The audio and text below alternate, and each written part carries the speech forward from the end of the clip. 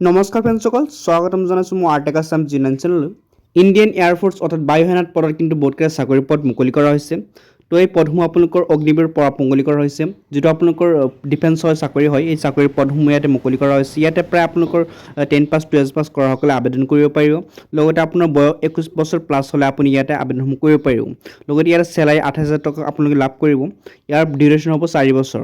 যদি আপুনি আবেদন কৰিব বুলি ভাবি আছে, ভিডিঅ'টো আপুনি শেষলৈকে চাই থাকিব। ভিডিঅ'ৰ সম্পূৰ্ণ তথ্য কিন্তু আপুনি গম পাই যাব। তো বলক ভিডিঅ'খনলৈ আগবাঢ়ো। প্ৰথমে আপোনালোকে এইখন পেজলৈ আহি যাব। এই পেজখনৰ লিংক মই ডিছক্ৰিপশ্যন দি থৈছোঁ। ইয়াত দেখা পাইছে Indian air force requirement 2025, name of post দেখা পাইছে অগ্নিবীৰ বায়ু। কিমানটা পষ্ট মুকলি হৈছে দিয়া নাই। তো ইয়াত দেখা পাইছে নেম অফ বেটছ অগ্নিবীৰ বায়ু ইনটেক। আৰু যদি আঁচনিটো চাই ইয়াত দেখা পাইছে অগ্নিপাত আঁচনি। তো ডিউৰেশ্যন আপোনালোক মই কৈছোঁ 4 বছৰৰ কাৰণে চাকৰিটো লাভ কৰিব। নেম অফ ডিপাৰ্টমেণ্ট হ'ব ইণ্ডিয়ান এয়াৰফ'ৰ্চ। তো আপোনালোকে চাকৰিসমূহ কৰিব পাৰে। মিনিষ্ট্ৰী অফ ডিফেন্স চাকৰি হয়। অল ইণ্ডিয়াত কিন্তু এই চাকৰিসমূহ আপোনালোকে কৰিব পাৰিব। মোড অফ এপ্লিকেশ্যন হ'ব আপোনাৰ অনলাইন যোগে আবেদন কৰিব লাগিব। এলিজিবিলিটি ক্ৰাইটেৰিয়া যদি আপুনি চাই দেখা পাইছে এজ হ'ব লাগিব আপোনাৰ কিমান 21 প্লাছ হ'ব লাগিব। মই আগতে কৈ দিছোঁ আপোনালোকৰ এডুকেশ্যন কোৱালিফিকেশ্যন যদি চাই দেখা পাইছে 10+2 অৰ্থাৎ 10 পাছ লগতে হাই ছেকেণ্ডেৰী পাছ কৰাসকলে কিন্তু ইয়াতে আবেদনসমূহ কৰিব পাৰিব।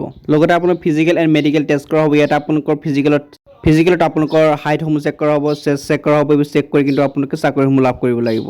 লগতে আপোনাৰ চেলাৰীসমূহ চাই ইয়াত দেখা পাইছে ফাৰ্ষ্ট ইয়াৰত আপুনি পাব ইন হেণ্ড 21,000 আৰু আপোনালোকৰ 30,000 কিন্তু আপোনালোকৰ পেকেজ এটা থাকিব। তো লাষ্টত কিন্তু আপোনালোকৰ যিটো লাইফ ইঞ্চুৰেঞ্চ হ'ব 48 লাখৰ লাইফ ইঞ্চুৰেঞ্চ হ'ব। আৰু এতিয়া আপুনি চাকৰিৰ পৰা এক্সিট হ'ব তেতিয়া আপোনালোকৰ 10 লাখ লগতে একুৰেট ইণ্টাৰেষ্ট আপোনালোকে লাভ কৰিব। এতিয়া কথা হ'ল আপোনালোকে এই চাকৰিসমূহ আবেদন কৰিব।